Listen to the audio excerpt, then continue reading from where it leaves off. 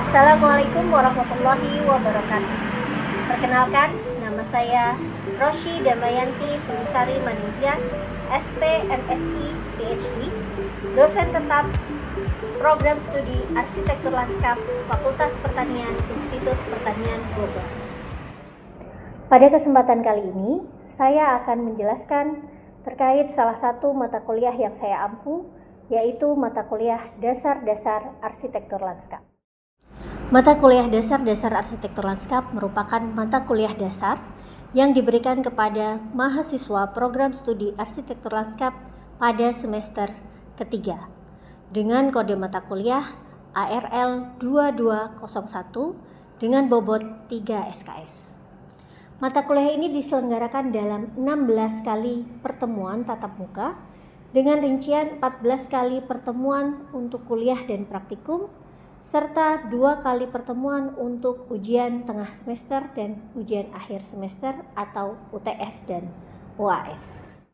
Mata kuliah Dasar-Dasar Arsitektur Lanskap mengenalkan dan mempelajari ruang lingkup arsitektur lanskap dan sejarah pertamanan di dunia dan di Indonesia. Mata kuliah ini juga mempelajari tentang proses perencanaan, desain dan pengelolaan lanskap, mengkaji kendala-kendala perencanaan, serta mengenalkan iklim dan implementasinya terhadap desain lanskap. Tidak hanya itu, mata kuliah ini juga mendiskusikan pemilihan tapak dan analisis ruang exterior space, mengorganisasi struktur tapak, tempat tinggal dan komunitas manusia dari skala kota, daerah, hingga mencapai lingkungan kehidupan yang nyaman. Luaran mata kuliah. Pada akhir semester nanti, mahasiswa akan melaksanakan suatu proyek mendesain suatu taman sederhana yang kemudian dikompilasi menjadi sebuah buklet karya mahasiswa. Adapun capaian pembelajaran prodi yang diampu oleh mata kuliah ini antara lain CPL 1 hingga CPL 11 yang detailnya telah tertuang dalam RPS yang telah divalidasi oleh Ketua Program Studi. Capaian pembelajaran mata kuliah yang ingin dicapai antara lain yaitu CPMK 1, mahasiswa mampu mendeskripsikan bidang ilmu arsitektur lanskap secara umum dan komprehensif. CPMK 2, mahasiswa mampu memahami profesi arsitektur lanskap. Dan CPMK 3, mahasiswa mampu memahami penggunaan teknologi informasi dalam bidang arsitektur lanskap.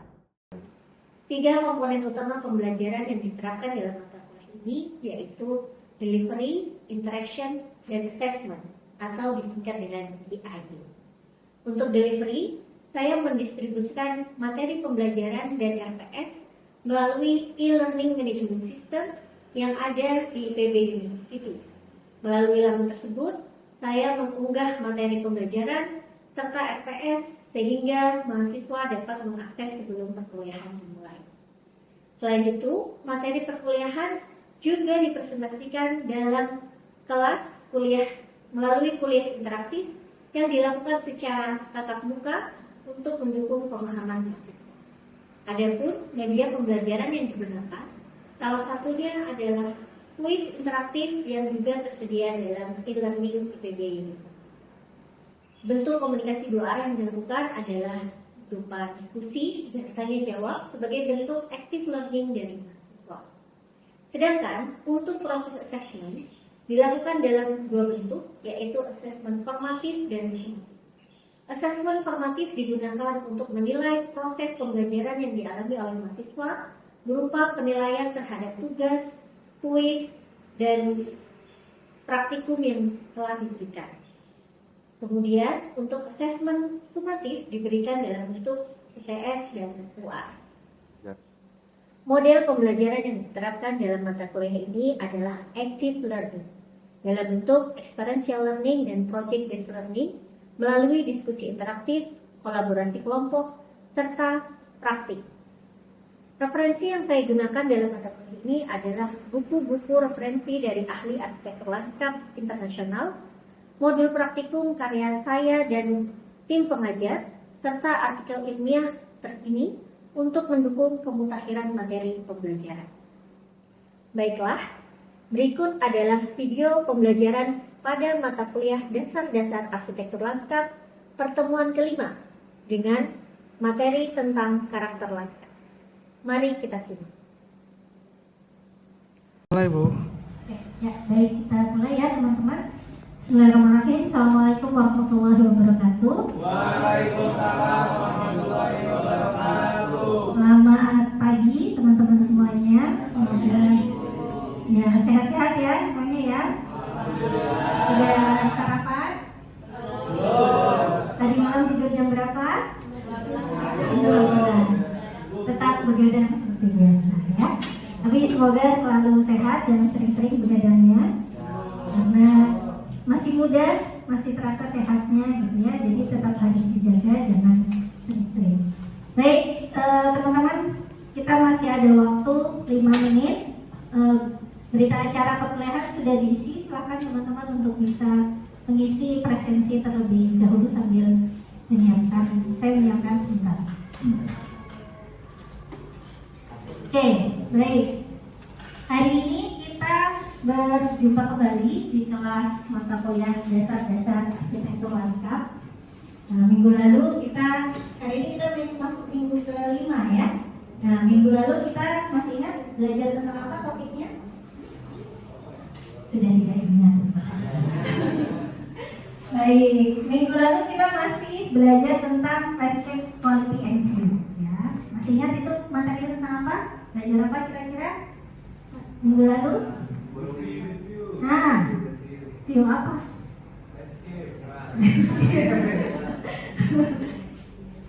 View yang bagaimana? Landscape quality and view berarti tentang kualitas lanskap. Kita belajar tentang aksis, masih ingat? Terus ada apa lagi? Vista, betul sekali. Terima kasih. Ada apa lagi? Mereview, view aja, nggak pakai mereview. View, mulai kita belajar tentang view, kemudian belajar tentang vista, kemudian ada aksis. Nah itu jenis-jenis ya kualitas visual yang ada di lanskap yang ada di sekitar kita. Nah hari ini kita akan melanjutkan tentang landscape karakter, atau kalau dalam bahasa Indonesia disebutnya sebagai karakter lanskap. Sebelum masuk ke apa itu karakter lanskap, apa ya yang mau kita pelajari hari ini? Ini saya sebenarnya ada ini ya, lupa. Oke, apa yang akan kita pelajari? Nah di sini sudah ada beberapa tahapan ya, tampaknya. Kita kasih off. Nah ini ada beberapa slide topik kita hari ini, mulai dari learning outcome, kemudian ada natural landscape. Ada apa dengan natural landscape? Ada discussion, ada landscape modification, dan build environment. Oke, goals dulu. Apa tujuan pembelajaran kita hari ini? Kenapa sih kita harus belajar karakter lanskap? Terlebih lagi kenapa kita harus belajar dasar-dasar arsitektur lanskap? Penting gak sih? Gitu ya? Kenapa penting? Ayo. Sebagai fondasi rumah. Fondasi apa? Fondasi pengetahuan. Pengetahuan yang mana? Pengetahuan tentang arsitektur lanskap, gitu ya. Nah, khususnya untuk topik kita hari ini, kenapa kita belajar tentang karakter lanskap, gitu ya? Tujuannya adalah untuk mengembangkan pengetahuan dan pemahaman terkait karakter lanskap, yaitu karakter lanskap alami dan terbangun, beserta tipe modifikasinya. Teman-teman kemarin di minggu-minggu sebelumnya sudah mempelajari ada yang disebut sebagai lanskap mayor, ada yang disebut sebagai lanskap minor, gitu ya. Nah kemudian hari ini kita akan mempelajari ada yang disebut sebagai lanskap alami, ada yang disebut sebagai lanskap terbangun atau buatan, gitu ya, built environment. Dan bagaimana kemudian dari lanskap yang sebelumnya alami kemudian menjadi lanskap terbangun, tentu ada modifikasi-modifikasi yang dilakukan. Itu tidak ujuk-ujuk gitu ya, tidak serta-merta. Nah itulah yang akan kita pelajari hari ini. Sehingga yang menjadi capaian pembelajaran dari topik kita hari ini adalah diharapkan Anda mampu menjelaskan karakter dan tipe-tipe lanskap serta jenis modifikasi lanskap yang ada, gitu ya. Jadi apa yang terjadi pada lanskap kalau nanti misalnya ada datang ke suatu mungkin yang dulu rumahnya di kawasan puncak, gitu ya, ini Putra ya, Putra mana?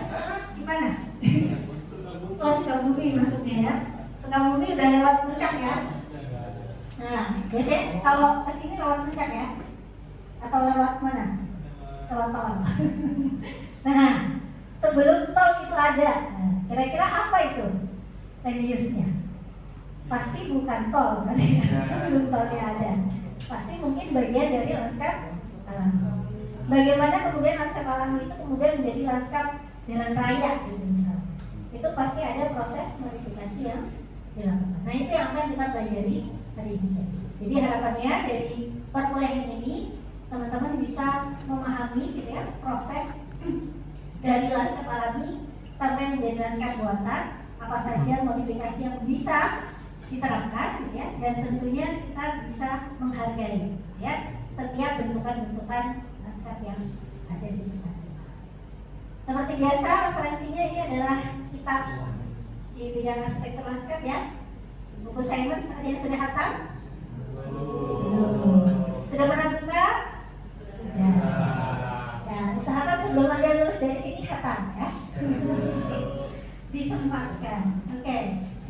Baik, kita masuk ke topik yang pertama, yaitu tentang natural landscape. Pertama, wah, putih. Apa ya ini? Oke. Gambar apa ini? Curug. Orang Sunda. Yang jawab bilang apa? Air terjun. Waterfall.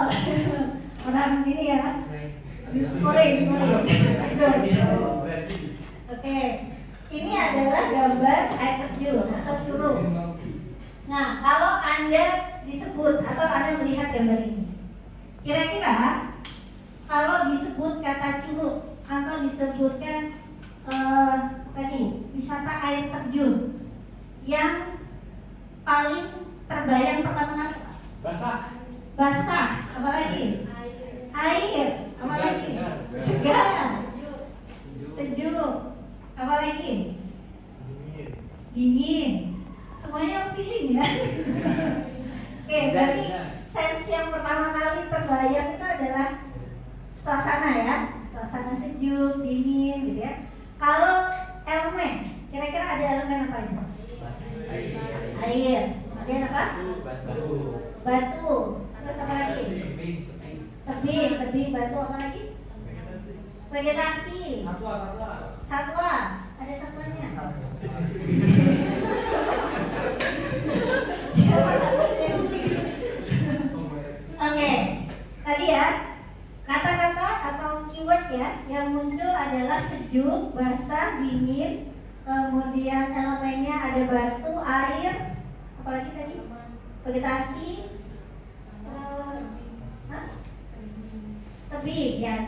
tebing, batu dan seterusnya. Kita bandingkan dengan yang ini. Ini apa kira-kira? Sabana. Kalau di bahasa Indonesia sabana ya, padang sabana. Nah, kalau di padang sabana atau savana, kira-kira apa respon atau perasaan yang dirasakan? Panas, tandus, haradang, apa lagi? Kering. Elemennya ada elemen apa aja? Simba itu apa ya? Singa. Apa lagi? Zebra. Jadi itu singa, zebra itu apa kategorinya? Satwa. Oke, ada apa lagi? Elemen. Ilalap. Apa tadi? Rumput. Tanah. Oke. Sampai di situ. Rumput di sini sama di sini sama nggak? Beda. Apa bedanya? Beda warna. Yang di sini apa? Hijau.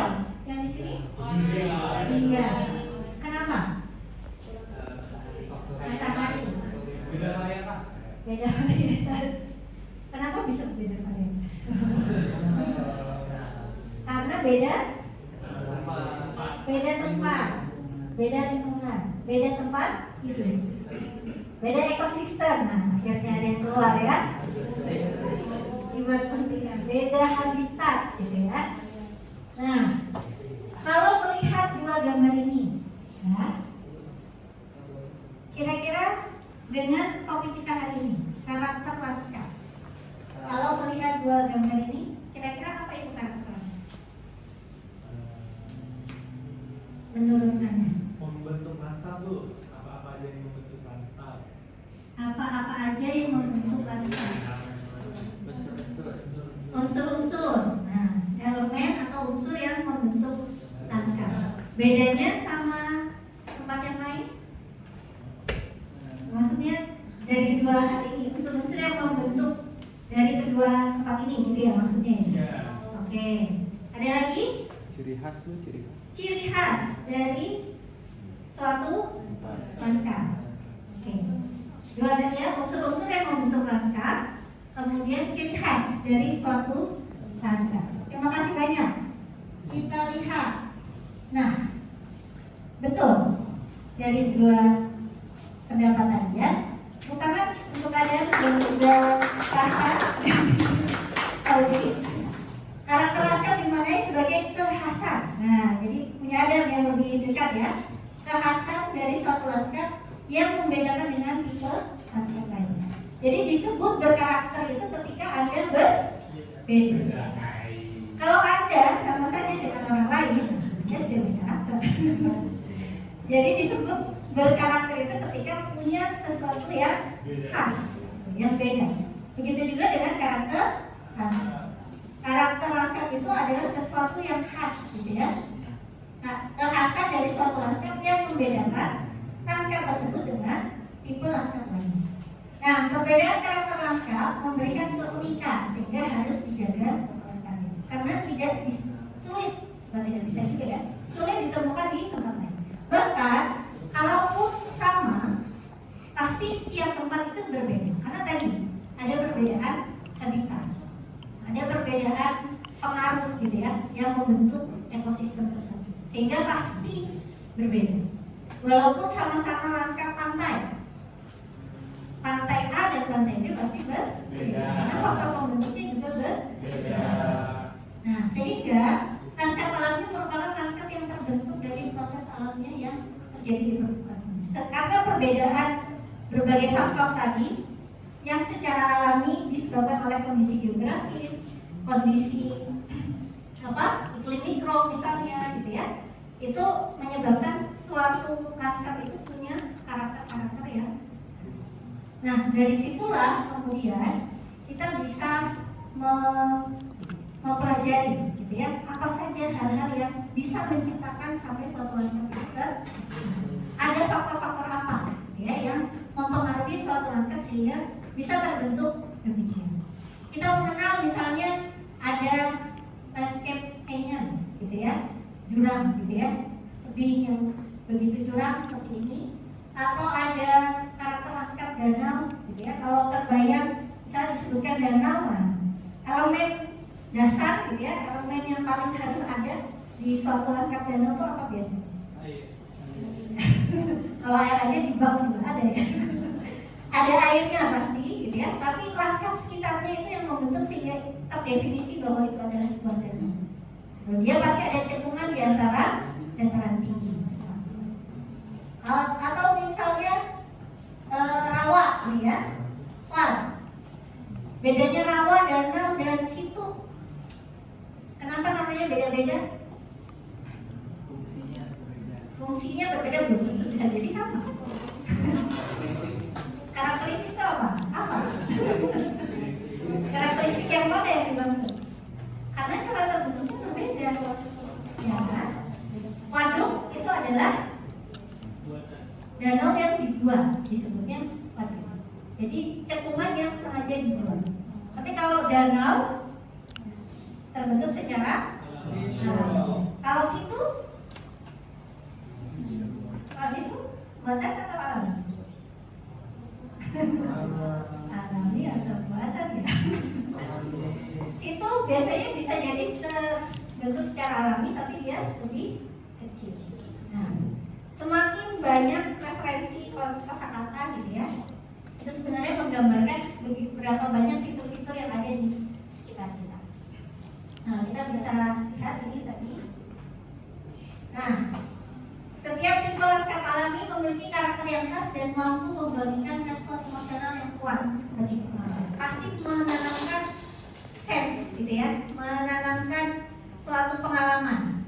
Nah, ingat kembali dari buku Anatomy of Park, bisa ada yang ingat?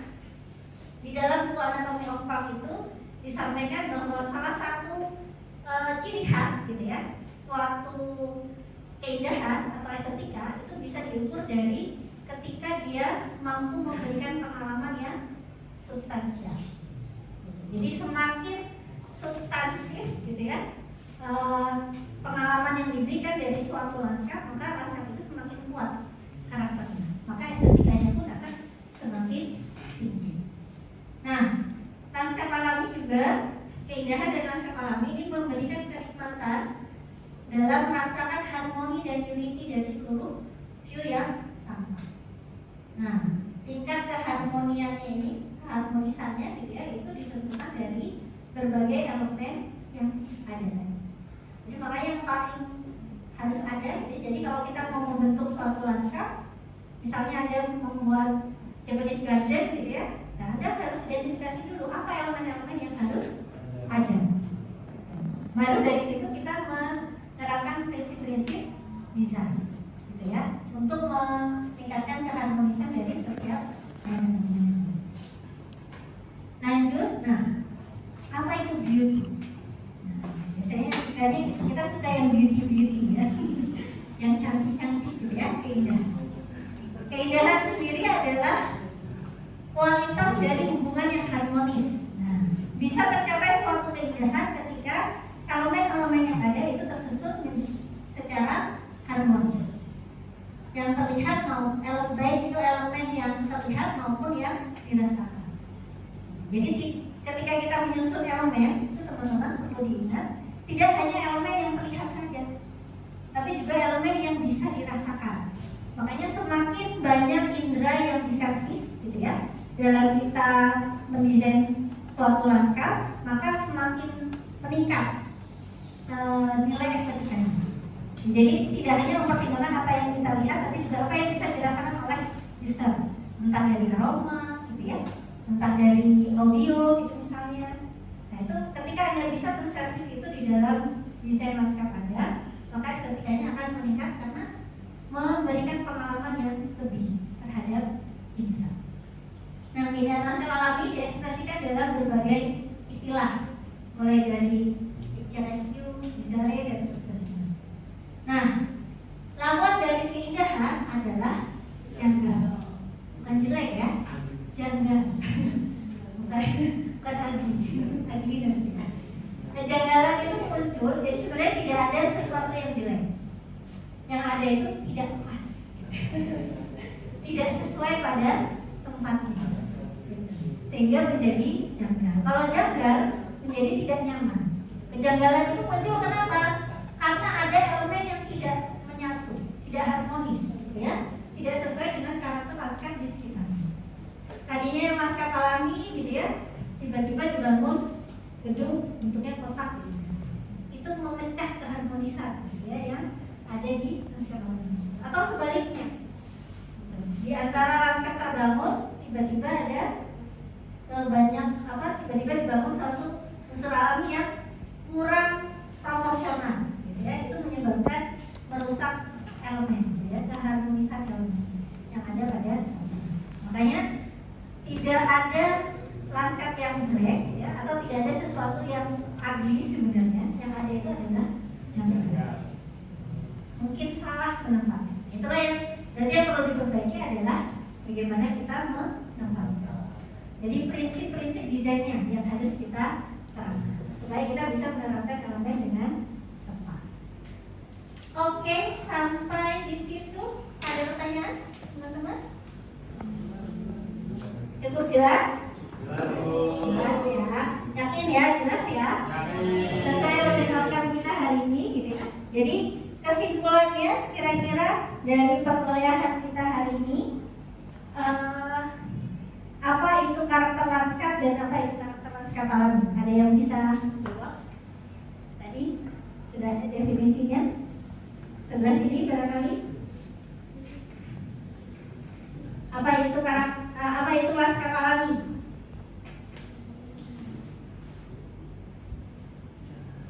Jadi apa yang disebut dengan lanskap alami? Coba. Pemahaman saya, lanskap alami itu tadi lanskap yang memiliki ciri khas atau karakteristik dia itu belum kena intervensi dari hal-hal yang dibuat oleh manusia itu. Jadi betul-betul masih alami, terus masih sesuai given dari Allah. Ya, betul sekali ya. Jadi lanskap alami tadi adalah yang terbentuk secara alami dari proses-proses yang terjadi di muka bumi, ya. Dan betul sekali kata kuncinya, belum ada intervensi. Nah, kenapa kita perlu mempelajari ini? Biar tahu originnya, gitu ya, supaya kita tahu bagaimana sebelumnya, gitu ya, atau aslinya suatu lanskap itu, sehingga ketika kita mau memodifikasi menjadi suatu lanskap terbangun, kita bisa lebih menghargai. Sejauh mana sih kita bisa memodifikasi, gitu ya, supaya karakter lanskap alaminya tidak sampai hilang. Karena tadi sulit terbentuknya. Kalau manusia yang membuat sudah pasti tidak mungkin dalam waktu singkat, ya, karena itu terbentuk dari masa yang sangat lama, gitu ya, dan bertahun-tahun. Sehingga kita bisa lebih menghargai karakter lanskap alami yang ada di sekitarnya. Oke, baik, itu saja dari pertemuan kita hari ini. Terima kasih banyak teman-teman atas kehadirannya dan kontribusinya dalam perkuliahan hari ini. Semoga apa yang kita pelajari bisa bermanfaat, ya, dan menjadi bekal bagi Anda, terutama Anda sebagai calon-calon desainer, ya, calon-calon perencana, desainer lanskap, bisa menerapkan, gitu ya, mengenal karakter-karakter lanskap alami ini dan mungkin, gitu ya, bisa mengkombinasikannya dengan dalam desain Anda, ya, lebih menghargai karakter lanskap alami dan menyatukan dengan lanskap terbangun yang nanti akan Anda ciptakan. Kita cukupkan pertemuan kita di pagi hari ini. Terima kasih banyak. Wassalamualaikum warahmatullahi wabarakatuh. Waalaikumsalam. Demikian video rekaman proses pembelajaran pada mata kuliah Dasar-Dasar Arsitektur Lanskap pada Prodi Arsitektur Lanskap Fakultas Pertanian Institut Pertanian Bogor. Adapun video ini digunakan sebagai salah satu syarat dalam penyusunan dokumen pernyataan diri dosen dalam unjuk kerja Tridharma Perguruan Tinggi atau disingkat PDD UKT-PT dalam proses sertifikasi dosen gelombang 1 tahun 2025. Akhir kata, kami ucapkan terima kasih. Wassalamualaikum warahmatullahi wabarakatuh.